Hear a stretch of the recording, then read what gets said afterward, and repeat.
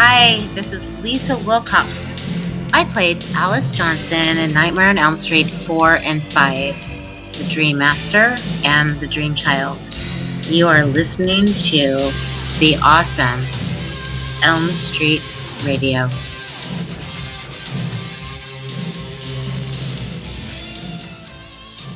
In the reflection of my mind's eye, evil will see itself, and it shall die. Welcome to Elm Street Radio, ladies and gentlemen. Today, we have the Dream Master herself.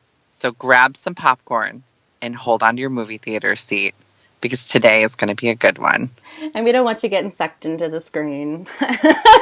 Exactly. This is Paige for Elm Street Radio, and I am coming through you live with our amazing host, Diandra here. I feel like I've been singing the last couple of weeks coming in. I just must be in a really good mood. That's a good thing. It's a very good thing. Yeah. It's a very good thing. Yeah. And like Paige was saying, we have Lisa Wilcox on this week, who means so much to the both of us and to the horror genre in general and all of its fans from her portrayal of Alice Johnson. I'm super excited. The character of Alice is such a strong woman, and we're going to get into that. We're going to delve into some of those subjects. We've got some questions that we're going to answer or ask her, and really just talk about female empowerment with her and how Alice just was so important and how she really helped shape you and I, and it's so powerful. I'm excited to talk to her today. I am too, because I know that you've known Alice since you were a little girl, and I didn't become a fan of A Nightmare on Elm Street until much later, but she certainly has been a driving force in making us some of our greatest experiences in this world, and the people that we've become is because of characters like Alice, coming from somebody who may have been a little bit more quiet. It's amazing to see that transition into somebody who's so strong and to believe in yourself because of the people that you have around you. Because even though it says that Alice absorbed the powers of her friends around her, it's symbolic of taking the best of the people around you, because they say you are the 5 people closest to you. So I feel like that's so true to Alice, and when she realized that, and it's symbolic of her transforming because of the support and the love she had of the people around her, which is something I think everybody can relate to. Exactly. And a little known fact about our lovely host, Diandra, you know her as the cosplayer of Nancy, but you actually cosplayed Alice. You have cosplay pictures of you as Alice, don't you? Oh, God. That was me digging in through my closet and pulling out some look-alike outfits and then sporting them around while I was retail shopping. I had bangs at the time, and I just loved Alice so much. I had to throw it on. I felt, my MO is cosplaying, so I might as well just keep on rolling with it and take it. And it was a sassy looking outfit. I got a couple compliments on it. Little did they know that I was actually portraying a badass. But before we get into talking to Lisa Wilcox, a little bit in Elm Street news here. I'm so sorry that I had a really bad mistake last week, and I did not make it to Ashley Graveyard Sisters' a live tweet of Dream Warriors last week. I was out and about, and by the time I got back, it was a little bit later, and I completely missed it, and I'm super bummed, so I apologize to Ashley and to everybody else, because we would have had some snappy commentary on that from Elm Street Radio. Also, the Ira interview last week was awesome, and I loved hearing him sing. I don't know if you guys listened to the very end of that, but if you want to hear Ira do his best version of Dream Warriors, that is at the very end of his interview, which I know we both loved. And of course, Ira had given us a sneak preview into something that came out, I think it was like the day after. There was an article that came out from Patricia Arquette in I'm going to have to leave it in the comments. The name is escaping me at this point in time, but I think it was, Paige, was it her first interview or addressing It was. Sense? So, and I believe it was bloodyflix.com. That sounds and right, yeah. It was Patricia's first time in a written form acknowledging Dream Warriors. She had acknowledged it in a couple of interviews. There was a Jay Leno interview in like 1997 where she talks about getting eaten by a snake as her first job, and it was fun. But this was the first time she really did an interview, and we finally got the real answer as to why she didn't come back for part 4. And it was because she just wanted to do more meatier, bulkier roles. You know, she didn't want to come back for the franchise. That's we finally got the answer. Yeah, and I'm that was one of those long-time questions. So that was really awesome to hear from Patricia. And I know that you have a special connection to Kristen Parker yourself, Paige. I do. I love Kristen Parker. I've been cosplaying her for 5 years, and that's a whole other topic for a whole other show, but I always say that there were 2 very different Kristens, and both performances were amazing. You know, both Patricia Arquette and respectively, Tuesday Night. And so to hear Patricia talk about it for the first time in this interview was really kind of refreshing. And I think that I want to think that she really did it for the fans, because so many people love and adore the character of Kristen. They certainly do. And even though Kristen was in the 2 films and they had the 2 different interpretations, I'm completely with you in that they're both wonderful. But another person who was in both films and had stunning interpretations both times as her character of Alice Johnson is Lisa Wilcox. And so without further ado, let us head down to Elm Street and speak with Lisa Wilcox about the legacy of A Nightmare on Elm Street, female empowerment, and our beloved Alice Johnson. Now I lay me down to sleep. The master of dreams my soul I'll keep. In the reflection of my mind's eye, Evil will see itself. and it shall die! We have come across the Dream Master herself, one of the most influential heroines in all of horror history, Lisa Wilcox. Welcome, Lisa. Well, hello there, darling. How are you this evening? I'm doing fabulous. How are you doing? Well, other than some car problems, I'm doing great. Sounds like a nightmare. You're not on Elm Street, are you? Thank God I'm not, or it could have been worse. Yeah. So Paige and I are really, really happy to have you on. It is so great to talk to you today because both Paige and I have been influenced by your portrayal of Alice. Well, I am so happy to be talking to you gals and all of you out there. Thank you. Thank you so much.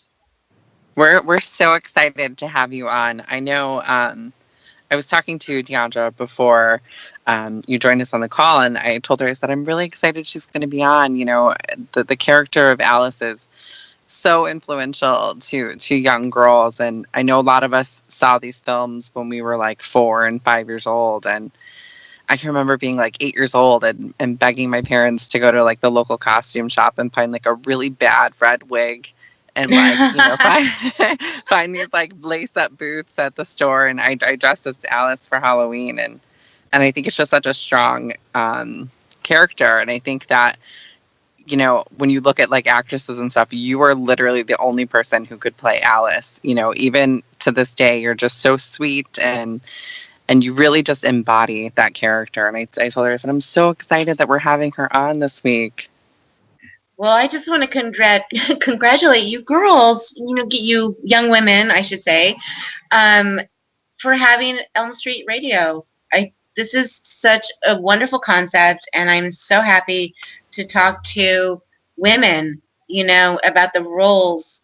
And, well, the role, of course, I played it as Alice, but just the roles in Nightmare on Elm Street and other horror films as well, compare and contrast, Thank you. Absolutely. Thank you so much. Talking on like the roles of like women and stuff like that, since you're like really heavy in the convention circuit and you see all of these fans and all of these, young girls that come up to you and really related to Alice as a role model.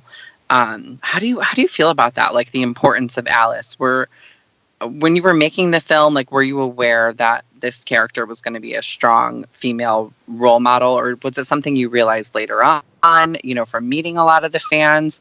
What would you say that your feelings on that would be? Oh my gosh, that is such a fantastic question. Seriously. I started doing conventions, I'm going to say almost 15 years ago. And I had no idea the impact the role that Alice had. The interesting thing that has happened over the past decade and more is that impact I've become more aware, because what's happened, and even Robert Englund has noticed that, a decade ago, let's say, it was mostly male fans, let's say, who approached the male and female celebrities, right? It was all male. But now there are so many more female fans that want my autograph and Robert's, or want Heather's autograph, And Robert and I had a conversation about this, and he's like, there's so many more women that are at his table wanting to meet him and realizing the impact of, I don't know, maybe it's just taken a little while, but the impact of the Alice character, her transformation is, I think, something that so many of us women can relate to, right? From shy to just blank out the world, and then comes a point in time when you have to just deal with reality and you find your strength.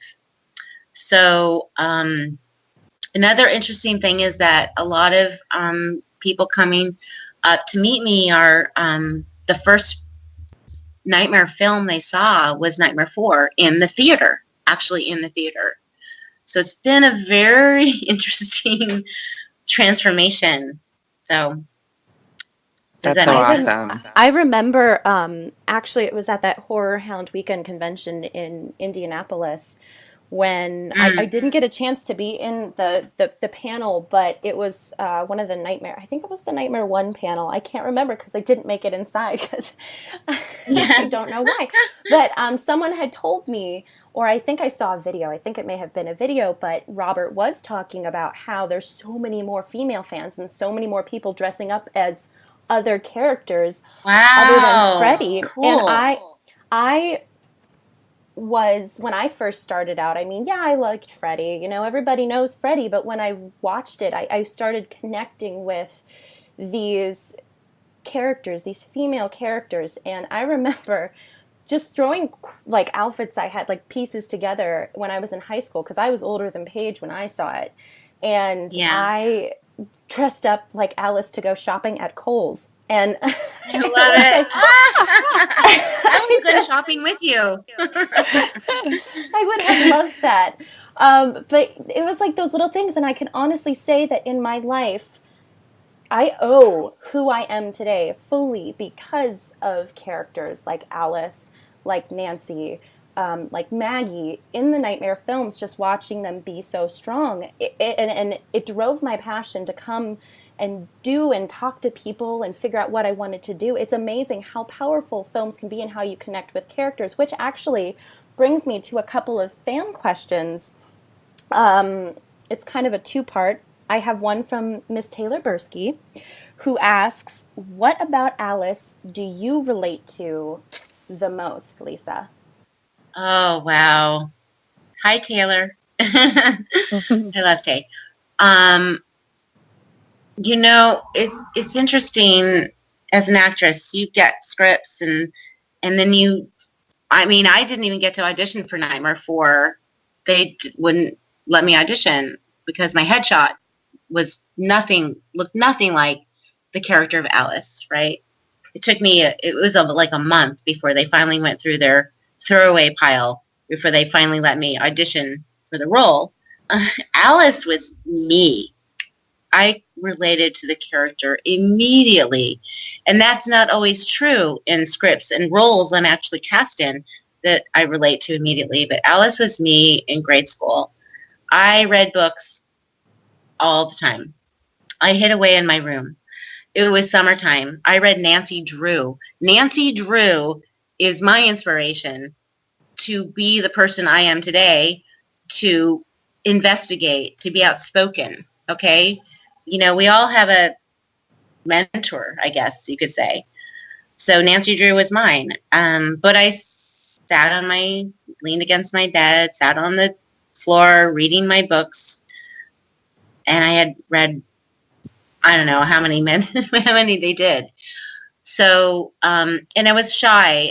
I was very shy. I literally would, you know, we had a 2-story house, and I would look out my window, taking a break from reading a book, and there was this guy, Alan Addick. He was so cute. He would be playing ball next door, and I just literally would look out the window. He was like my Danny, you know, and go, I wish he would notice me. But I wore like skirts and tights. You know, my mom made me very, you know, I had to wear this. And all the girls in this area we were living in St. Louis, Ladue, St. Louis, very affluent. And all the girls were wearing the Levi's and cute tops, but I'm wearing like tights and a skirt. Okay. So it was so easy to identify with Alice. And Daydreamer. I wanted to be Nancy Drew in my head, right?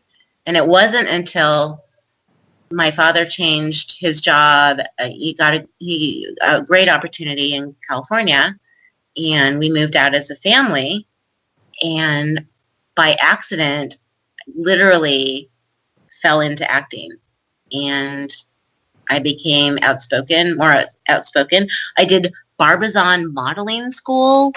It's only because my sister, who's like 3 inches taller than I am, she's a year younger than I am, but she was like, you know, very outgoing, taller, this and that. And Mom and she were going to Barbizon modeling school, you know, to check it out, right? And I was like, well, what are you doing? And we're all going to Barbizon. I'm like, well, I want to go too. And so what could Mom say? So I went along. You know, I wore no makeup. I didn't care about makeup, clothes, nothing, you know. And I went, and I got, you know, I don't know, it was probably a deal. Jill and Lisa, you get a 2-part package deal, you know. And I'm sure they're like, what the hell are we going to do with this Lisa girl, you know? And it worked out. And I learned, like, you know, that I was attractive, and makeup's not so bad, and hair's not so bad. And then I went on to do, I don't think I've shared this with anybody. It was called Golden Girls California. It was a beauty pageant. It was filmed California. It went on for 2 years, and I got second runner-up. Wow. Aww. So I didn't know that. Congratulations. That's awesome. I just want to say this transition, and this all happened before I did Alice, right? But all this happened in my real life, to seriously shy, introverted gal, yet I had this wanting to, like in English class, I love to read out loud. You didn't have to stand up in front of the class. You just sat in your desk and you read out loud. But I love to read out loud. I love books. I love literature. And somehow this all transcended into Alice. So when I read the script for Alice Johnson, it was like me. It really was. I think I'm going to cry. That's so awesome. That's so beautiful. Like I could not see anybody play Alice other than you. I think that in this franchise, there's such strong role model women characters. And I think that Alice just speaks to so many people. And I think that you really did bring to life Alice. And we're all so thankful for that. We're all so thankful that you are the one who played Alice, because it was perfect. And she really did mirror your life. I love that. You know what? Thank you, Paige. And it did. You know, it really did. And gosh, right place, right time.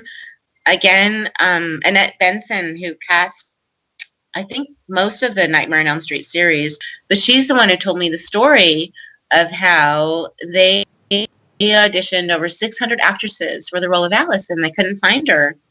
And they literally went through their castaway list, and I finally got the opportunity, and thankfully I did have the training. I did theater for 6 years. I went to high school, but I was doing equity waiver. I did like 2 high school plays, but all the other theater during high school was outside of high school, so I'm going to school, doing my test, rehearsals at night, equity waiver, I worked my ass off, not in a negative way. I couldn't get more. It was like more, next play. And then graduated from UCLA as a theater major.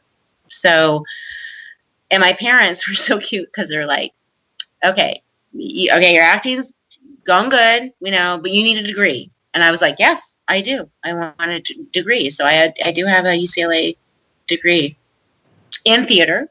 They were cool with that. So that's so awesome. Wow. Get your education, boys and girls. Get your education, because your education will only fulfill your artistic dreams. That's so awesome. That's a really, really powerful message. Thank you for sharing that. So when you transitioned, I'm actually going to mold this question a little bit. This is from Ashley on Twitter, Graveyard Sister.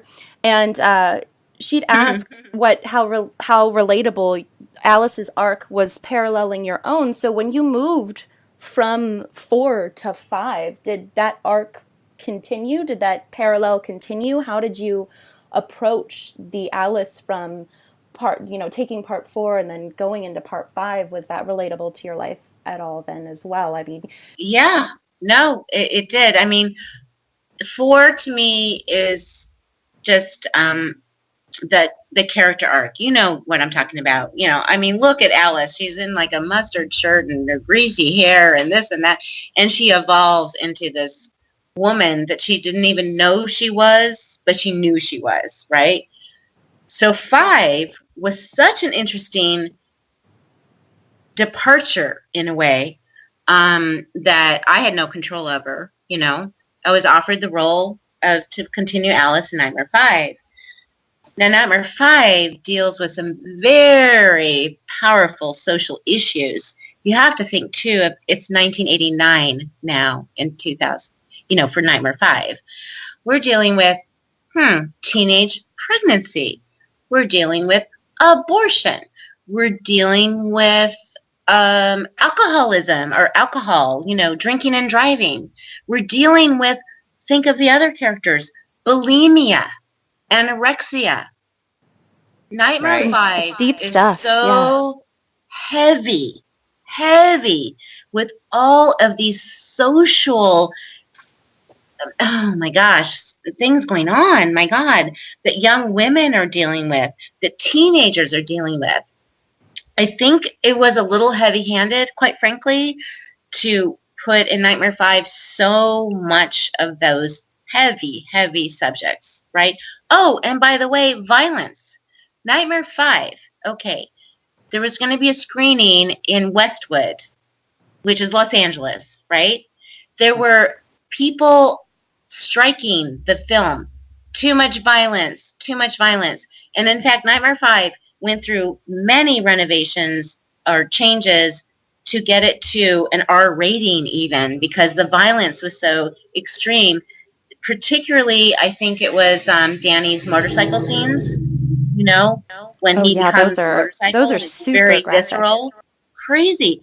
But you have to think of the time, too, 1989. So I feel that Nightmare 5 just wasn't well received because it was so serious, I know that 5 was not well reviewed in the box office, but after box office life, I feel like it has a place in a lot of people's hearts. I think that for me, I appreciate Nightmare 5 so much because they did try to bring it back to a darker tone, not so comedic. Yeah. And I always say that I part 5 appreciated should have that been too. before 4. Yeah. That 4 tone. No, the tone of 4. I mean, when does Robert Englund, Freddy Krueger, ever appear on a beach in bright light with Right? sunglasses? Okay. Which is Okay, but great. It's that's such brilliant, a though. And the wonderful gift. music and Okay, all I that. I love mean, that. I love it too. It's But so it kind of MTV. Yeah. It's very MTV, and as you've heard Robert's panels, he calls Nightmare 4 like the MTV version of Nightmare on Elm Street. Hey, I love it. That's great. The music's amazing. We took a horror character into bright sunlight and Santa Monica Beach, right? But but then it seems it was a bit too sharp to just change it all into this very dark, dark, dark, dark stuff, and just Right. Alice representing all of this social, political stuff going on, So, I Right. think It was there's almost also a like they bit were of a making you a spokesperson.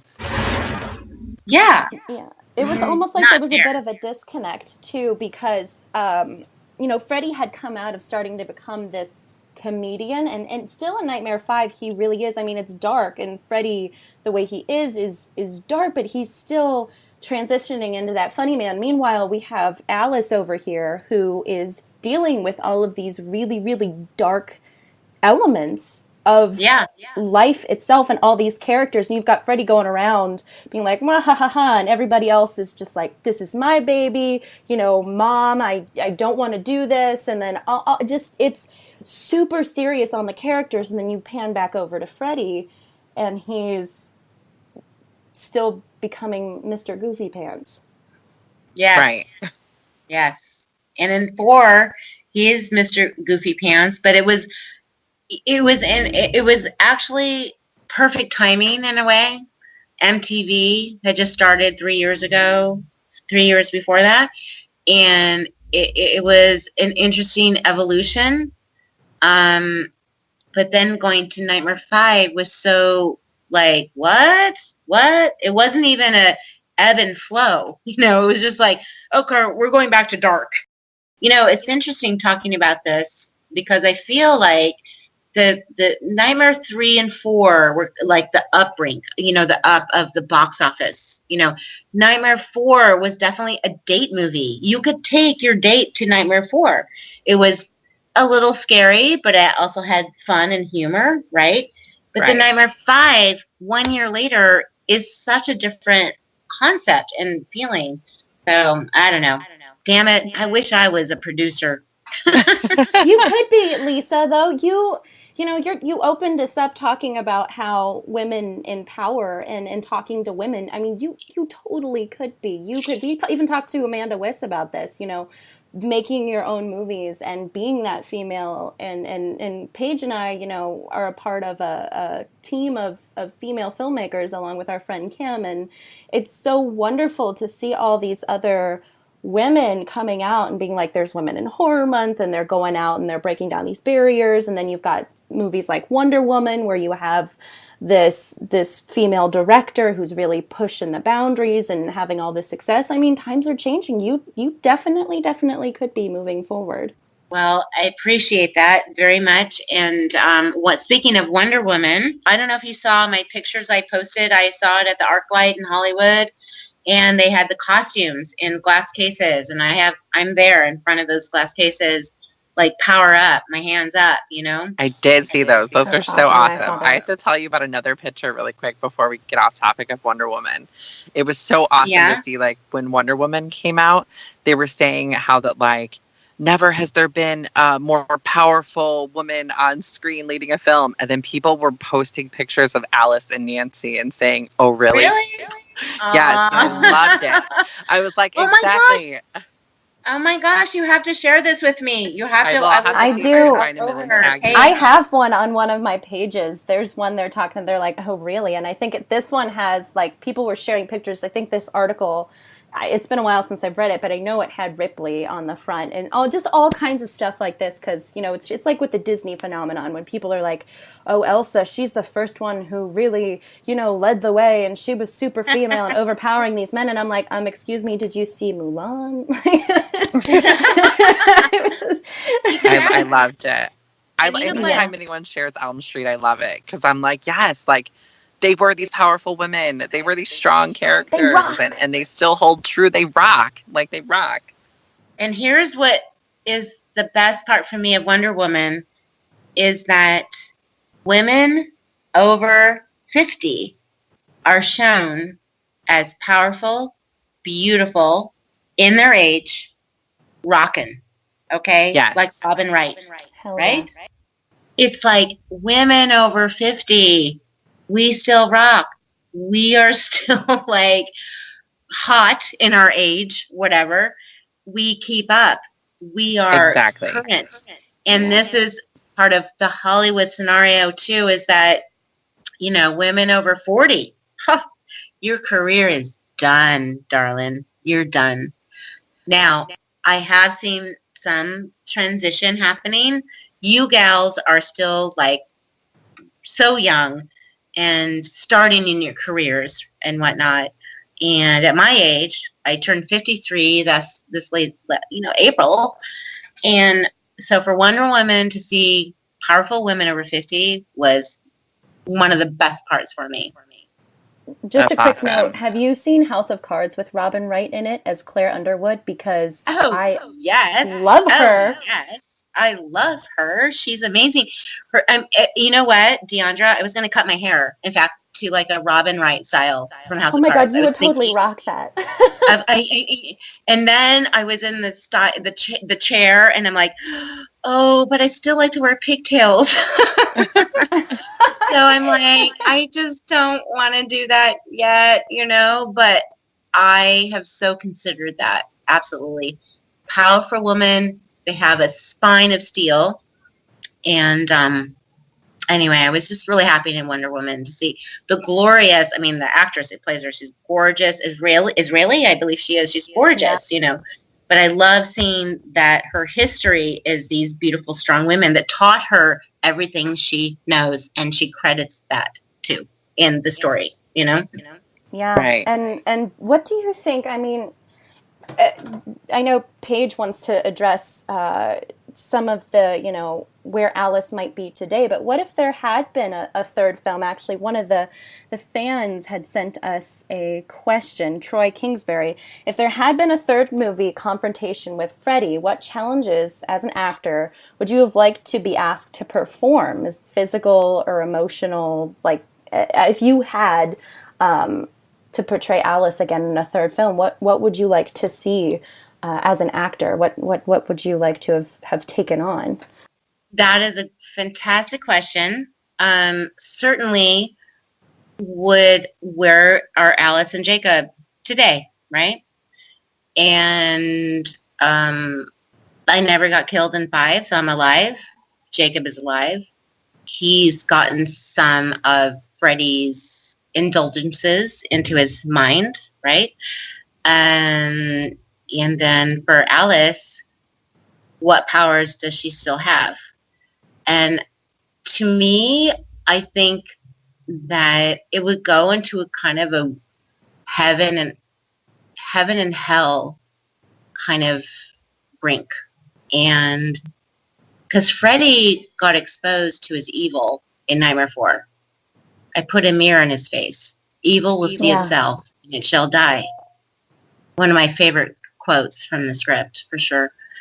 So I kind of see that there would be more of a spiritual level, heaven and hell kind of predicament that would happen with me and my son against Freddy Krueger. Are you aware that the original Freddy's Dead script was supposed to be about Alice and Jacob, and that John Doe is actually Jacob? Nope. Never heard of it.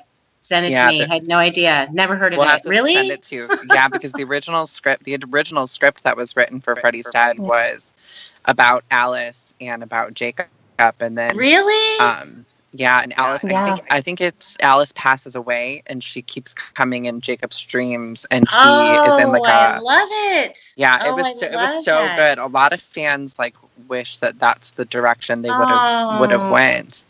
And then another fan theory, which is a crazy fan theory that I love, is in Freddy versus Jason, the character of Laurie Campbell is Alice Johnson's daughter. And that's why Freddy targeted her and targeted her mother.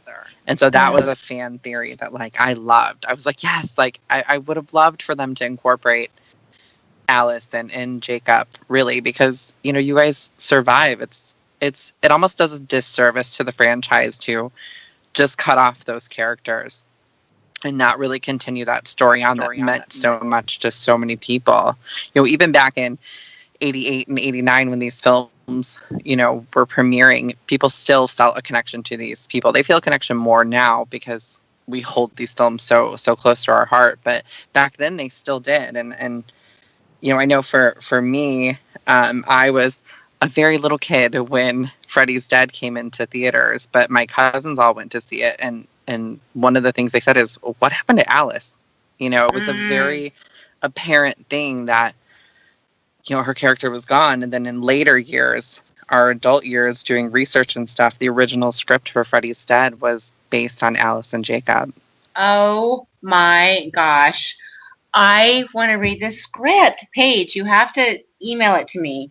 I will definitely email it to you. I actually is it on the Nightmare Companion? Probably. Yeah, it's on I can't remember. Yeah. It's on what? It's on what? Nightmare on Elm Street Films.com. We'll send it to you. It's like they have a bunch of the different scripts from the movies. Like a couple weeks ago, we discussed the original script from Dream Warriors. That's on there. It's much darker. Whoa! I've never even heard of this. You girls! Oh my gosh! You gals!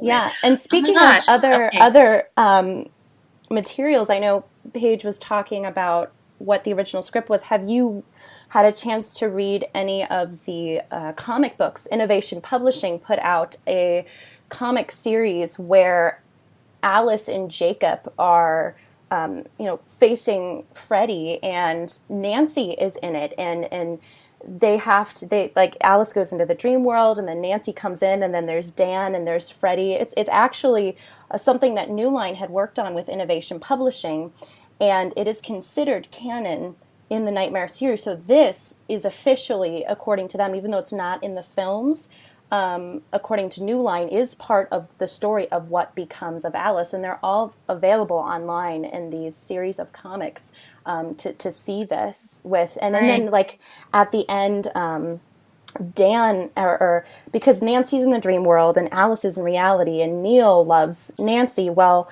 Neil and Dan goes into Neil's body, and then, spoiler alert for anybody out there, if you want to put this on mute for like the next 30 seconds, just in case you haven't read it. But Dan ends up coming into Neil's body, and then Neil's soul goes into the dream world. So then Alice gets to be with Dan, but in somebody else's body, and Neil gets to be with Nancy in the dream world. Whoa! Yeah. Whoa! I have seen, but I have not read through the comic books, but interesting enough, I'm doing a lot more Comic-Cons are coming up, you know, so I'm getting more privy to the comic book world. So all I can say is I'm going to have to read those. So Diandra, I'm so sorry. Thank you for your research. Oh my gosh. But yeah, we'll send them to you. I'm not up on it. So speaking of Comic-Cons, I know you have a panel this weekend, right, about do you have what it takes to be a star? Can you like give us some insight onto that a little bit? Yeah. Pat Tallman from Babylon 5, and there's some other panel members from Babylon 5, but it is about what it takes to be a star, but it's not comedic. It's deep. It's really about what each of us had to give up in our lives to pursue our acting and to be who we are as artists. And it's about relationships that didn't work because that person was not supportive. They couldn't understand what we do. And it's not to say you can't have a partner in your life as an artist, as an actor, you know, but it is, it's pretty tender. It's going to be a very tender panel. So it's not, oh, what does it take to be a star? Oh, make sure you have an agent. No, it's not about that. It is about very personal stories from all of us about what it took to do what we do. So I'm very proud of it. I'm a little nervous because it's very revealing in a personal way, personal life. And I'm just really want to thank Pat Tallman. Do you know Pat Tallman? If you don't know her, Google her. She's an amazing, amazing person. So I'm very, very thrilled to be part of this panel. So that sounds so good. It almost sounds like a little bit like inside the actor's studio, like where you really get to know the in-depth story of your guys' journey and your struggle and your success. And that is something that is so valuable to people. And I know that it's going to be a hit. It's going to be a success. Well, I don't think this kind of panel has been done at San Diego Comic-Con before, or any other Comic-Con, in fact. I don't know, but I'm really thrilled to be part of it, although as terrifying as it is. But I am happy to reveal, personal life and what it takes to be part of this business. It's not even part of this business, but to be true to who you are as an artist, as an actress, as a landscaper, whoever you are, but it's about the trials and tribulations that one can go through, I'm really looking forward to hearing it. I really hope somebody can record it, because I think I like that it's not one of those panels where you're like, if you had any advice for any upcoming actors, what would it be? It would be to act a lot, not like anything like that. It would be, it would be something deeper, because people don't often think about the trials that being in a profession like this, that you have to go through. Yeah, I mean, it's about visibility, and your partner doesn't want you to be visible, and then there's so much, and it's just like any career, there are, personal stories to be told about how you became successful in whatever career you chose. So, and I love, you said Paige, and it is definitely much more like, what is the show?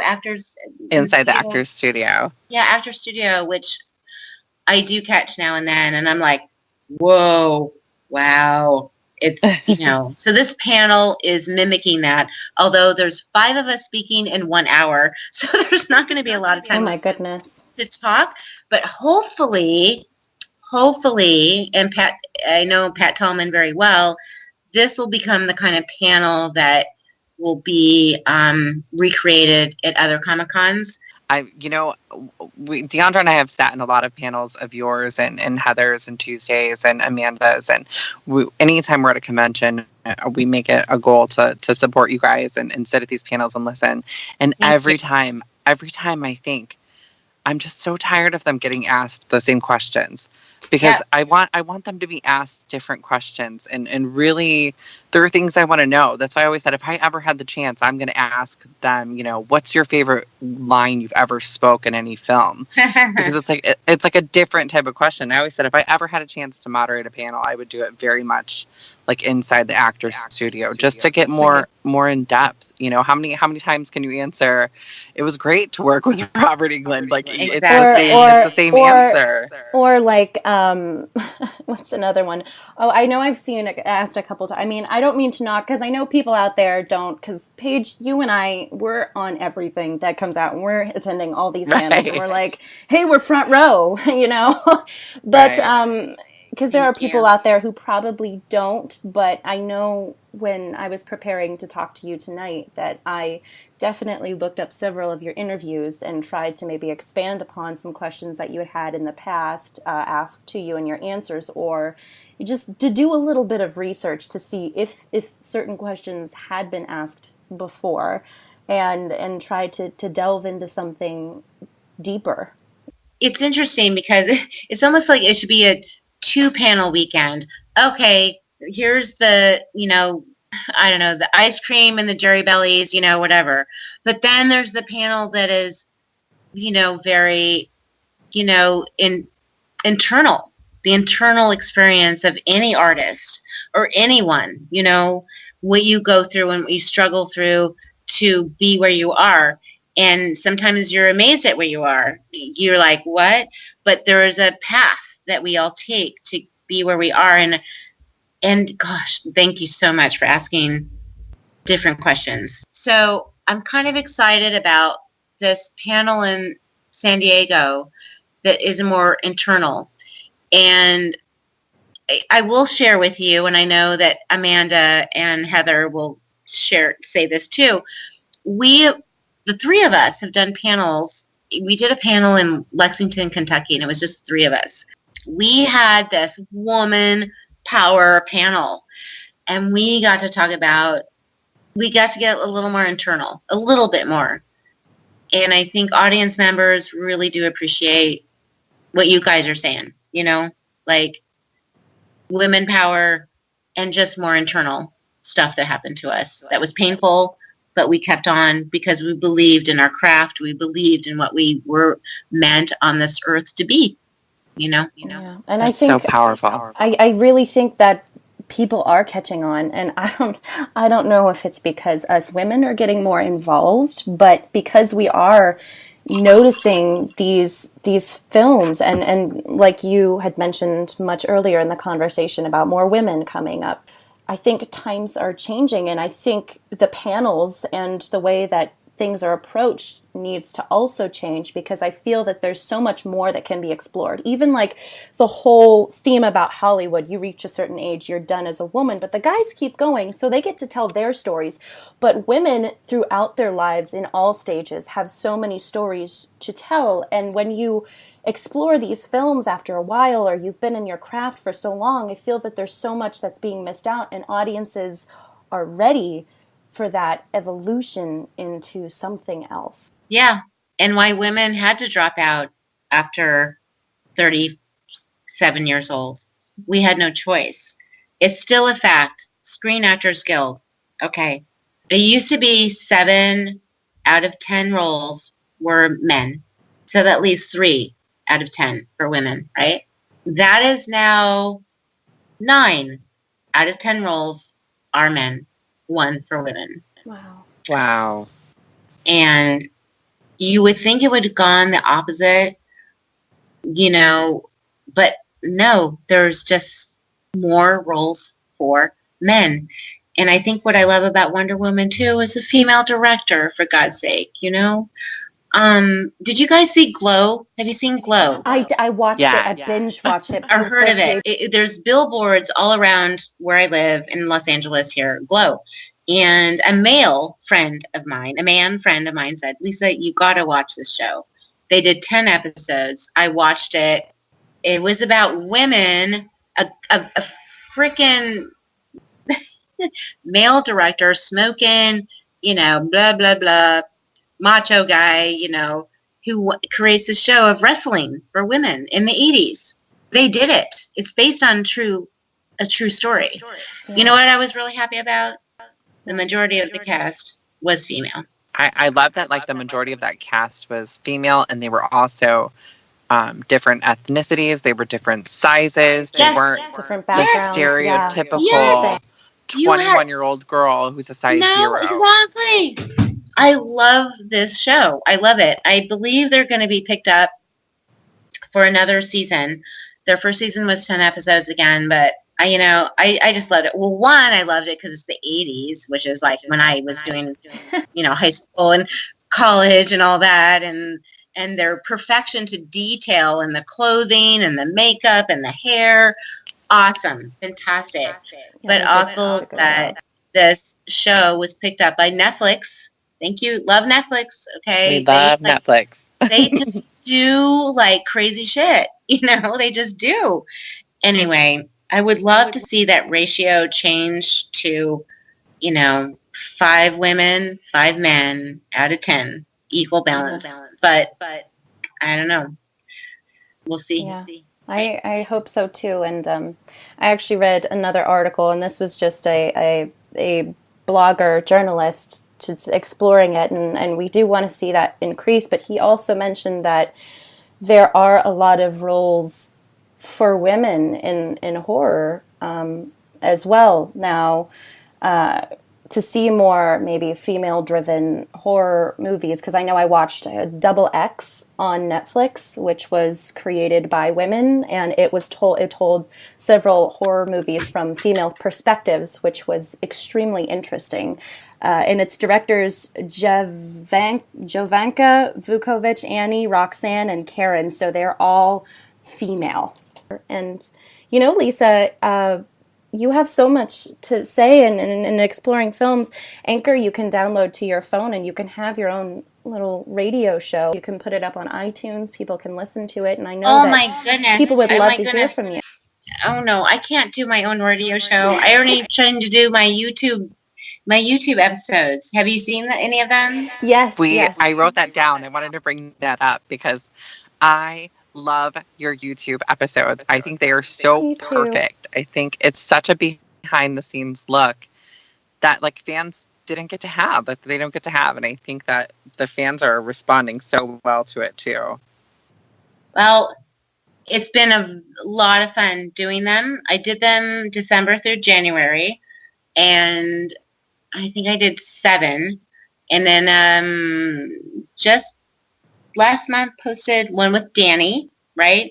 Because everyone's like, well, you're going to have other people there. Look, I have like a 3-year sketch of the episodes I want to do regarding Nightmare on Elm Street locations, other places, Halloween, everything in Los Angeles, being a spokesperson, but not even a spokesperson, but just being like the host and just have a guest on to talk about their experience there. Oh my God, I love that. I started the series just with me, right? And to see how it would catch on. And, it's catching on. I'm not looking glamorous. I've got a baseball cap on. I'm throwing nunchucks and wearing kids. I mean, it's just like down home fun and visiting these locations, which I have an emotional attachment to as well.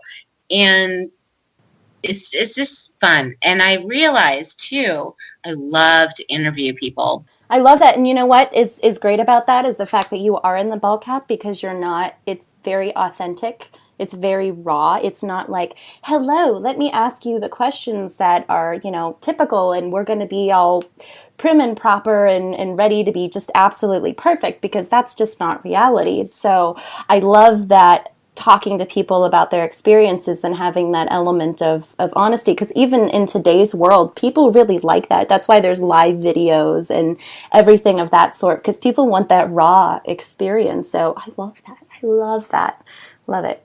Oh my gosh, Diandra, thank you so much, because it's like, what? Am I going to be there and, my hair all curled and, perfect and this and that? No, it's like, put on the pigtails, put on the baseball cap, and just have fun.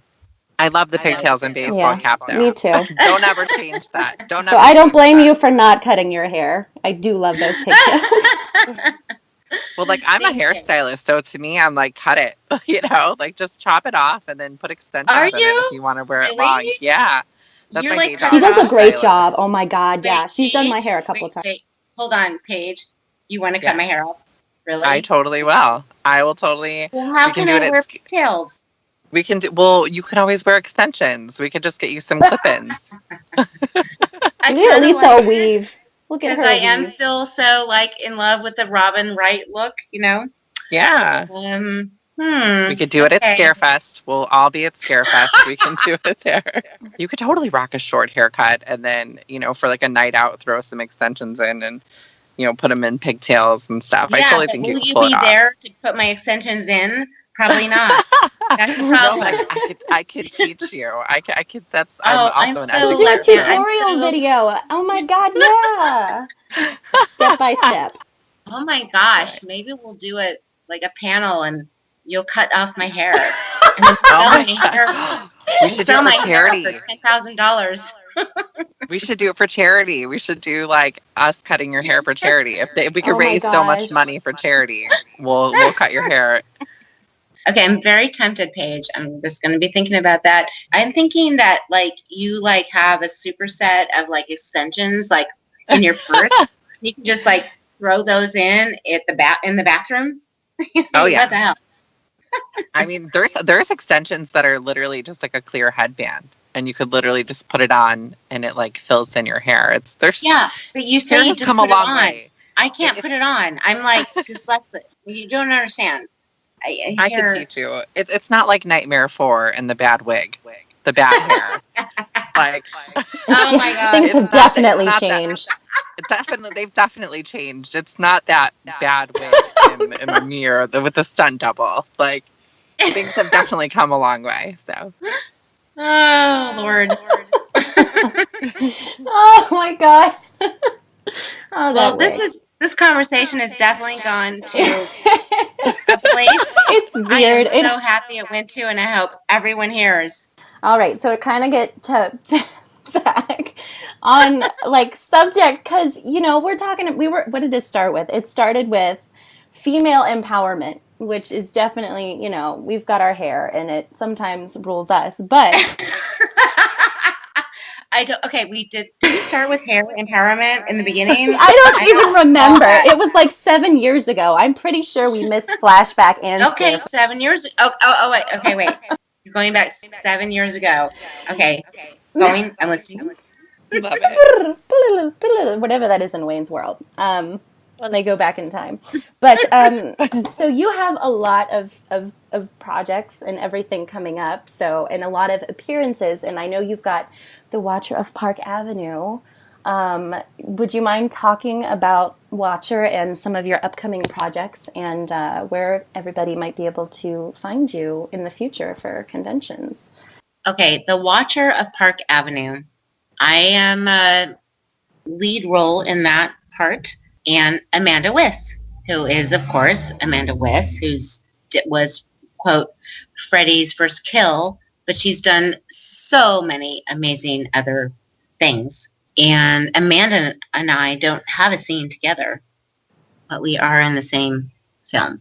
And that's kind of a first, There's one of the actors who played Freddy in the fan films who's actually also in Watcher. His name is Roberto Lombardi. Was he on set with you at all? Have you ever, his films, I think he plays Officer England in the film, in Watcher, which I think is just a fantastic nod that Ryan put in there.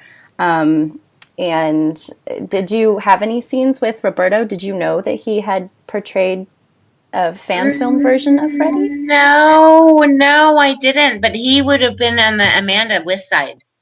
I was part of the, New York upscale, social elite, yeah. New Year's Eve party thing happening. I play a very quirky, kind of bitchy woman, which was really fun to play. What other projects do you have coming up that we might be able to watch or to look into? And what conventions are you going to coming up? I'm doing a film called The Possessed. It will film in New Orleans. It's been pushed a couple times, but it will be happening. Another feature coming up that I'll be filming in October, November, called Mystery Spot. It's not a horror film. It's a suspense film. And I'll be filming in Texas. And The Quiet Room, I filmed in March, a short film. It's a horror film, but I just play it takes place in a psych ward. And I'm simply a psych ward psychologist. That's awesome. And you'll be, what are some of the conventions you have coming up then as well, where fans might be able to find you? Yeah, Flashback Weekend in Chicago is pretty much a Nightmare on Elm Street reunion. And then I'm going to be doing Lexington, Kentucky, that one in September. And then I'm going to be doing Comic-Con in Rhode Island in November. And Robert Englund will be there as well. And then, October is Alamo, Comic-Con Alamo. Sounds like you're keeping very, very busy. Just go to my website, lisawilcox.biz, or back to lisaewilcox.com. And awesome. I will have all my appearances will be there. Awesome. Well, that's all the time we have for today. We don't want to keep you, but we've certainly had a wonderful time talking to you, Lisa. So thank you so much for talking to us and about hair, about women in filmmaking, about Alice, about Nightmare, and just being the great you that you are. And I can't wait to tell you all what new car I'm going to be getting. Yay! With Fingers the old crossed. suspense Jeep is killing still in the me. mechanic shop. I'm like, okay, I'll get it tomorrow, and it's all good. All right. All right, Lisa. Well, thank you so much for being on with us. Thank you, girls. What a talk with Miss Lisa Wilcox. That was awesome. I love having these super candid conversations with them, and I love how real and raw and honest she was, and very empowering, much like the Alice character. Yeah, and I feel like, you know, for me at least, I start out these interviews and I think, okay, make sure you get the stuff done. You want to ask these questions. We're going to keep it on track. And then I go through like this small struggle where I'm like, be super professional. And then I'm just like, you know what? This show is designed to be kind of raw and just honest, and we just let it happen. I think every week we're just letting our fake flag fly more and more, and I love it. I love talking to her. I love how honest she was, because, you know, like we'd mentioned before, you have your convention self, and then you've got your Elm Street Radio self. Exactly. We're the new standard. I love it. I think it's awesome, and I loved like hearing her stories, and I love that she's doing this Comic-Con convention where she's doing more of that inside the actor's studio panel. I really love that. I love that she's not going to get those typical questions, and she's really going to get to tell her story. She told it a little bit tonight, and I think that hopefully she gets to expand upon it more. Yeah, and like I said, I really hope if anybody's listening and is at Comic-Con right now, because I know this episode is coming out, you know, what was today when this comes out is a Friday, so I know that's before the panel, because the panel is on Saturday, so I would love to see it recorded, because Lisa just takes so much pride and tries to be honest, like with her web series and with that panel, and so I really hope that trend continues, and I hope that she keeps moving forward with this, and I hope people learn a lot from it, because I think that was a major theme of tonight's episode is, you know, times are changing. The heroines are coming out. You know, women have a lot of roles for a lot of different ages, and it's time somebody steps it up and is like, excuse me, I'm just going to take charge, because if you're going to just keep creating these roles and these panels that are just kind of shallow, we're never going to get anywhere. So let's really take charge and delve a little bit deeper. Isn't that kind of why we started this station? That is why we started it. And you know what? I think we're doing our heroes like Alice and Nancy very, very, very... Okay, I've lost my train of thought mid-sentence, but I think we're making them proud, basically. I think we're doing them justice. I think that they have inspired you and I so much, and have shaped you and I to become these strong women that we are, that if anything, us doing this is giving back and a thank you to the positive role models that we have had. I think it certainly has. And if anyone listening right now has had any really positive experiences from the heroes within A Nightmare on Elm Street, please feel free to share some of your stories in the comments. We would love to hear them. And, you know, we love to hear inspiring stories and how everybody's impacted your life. But don't leave too much, because we're going to want to hear some surprises for Fred heads. So next week, we're going to have Toy Newkirk on. Oh my gosh, Sheila is coming to Elm Street Radio, and a special guest is going to join us for the episode. I'm going to announce, or did I say it last week? You know what? I've got CRS. Can't remember SHIT. So I don't remember if I announced it there, but I guess I'll just say here, it's Ashley Blackwell from the Graveyard Shift Sisters. She's going to be on talking to Sheila. Oh my gosh, to Toy. And we both know how much she has been influenced by her. And this is their first time talking. So I'm just going to basically be like, all right, go guys. Just let them talk. Like I said, we're probably going to hit the mute button and just both be in awe of them talking. I think that's going to be such a powerful episode of Elm Street Radio. And I don't think we could have had a better guest co-host than Ashley Blackwell. You know, she's just going to kick some butt and toy. Like, it's so exciting. I'm so excited for everyone involved. Yeah, she has a hell of a career. So very excited about that. Well, guys, it has been awesome talking to you. Thanks so much for tuning in this week, and just thanks for tuning in every week. We really, really appreciate you guys taking the time, because I feel like these episodes are getting longer. So thanks for taking time out of your life to spend with us here on Elm Street Radio. We very much appreciate it, and we look forward to talking your ear off again next week.